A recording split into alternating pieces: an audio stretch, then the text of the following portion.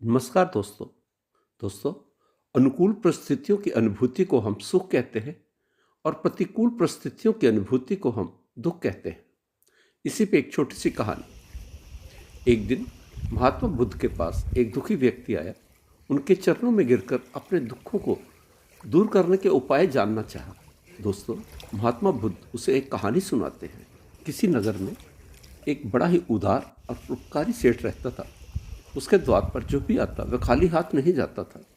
एक दिन उसके पास एक आदमी आया जिसके हाथ में एक पर्चा था जिसे वह बेचना चाहता था। पर्चे पर लिखा था, ये भी सदा नहीं रहने वाला।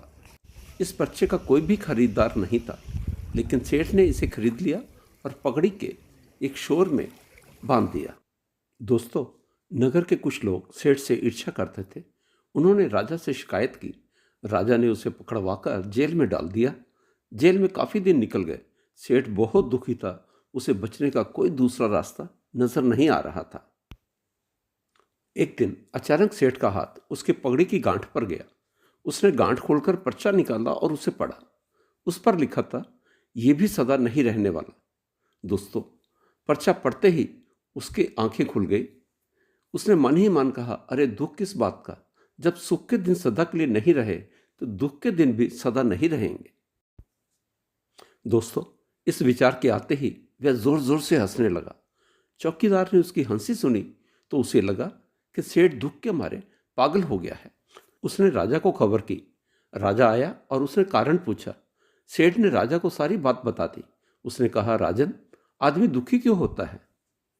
सुख दुख के दिन तो सदा बदलते रहते हैं। सुख और दुख तो जीवन के दो पहलू हैं। यदि आज सुख है तो हो सकता है कल हमें दुख का भी मुंह देखना पड़े। दोस्तों, इतना सुनकर राजा को बोध हो गया।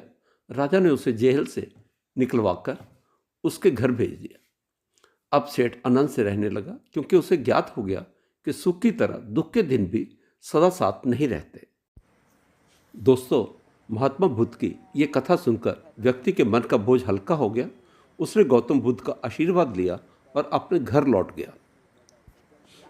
दोस्तों, ये सच है कि सुख और दुख धूप और छांव की तरह है। जिस तरह दिन के बाद रात और रात के बाद दिन होता है, वैसे ही सुख और दुख का नाता है। दोस्तों, इस कहानी से हमें शिक्षा मिलती है कि हमें सुख के समय बहुत ज़्यादा खुश ना होकर धैर्य और सहनशीलता बनाए रखनी चाहिए। ऐसा होने से व्यक्ति दुख का वक्त भी बड़े धीरज से निकाल लेता है। दोस्तों, आपका बहुत बहुत धन्यवाद।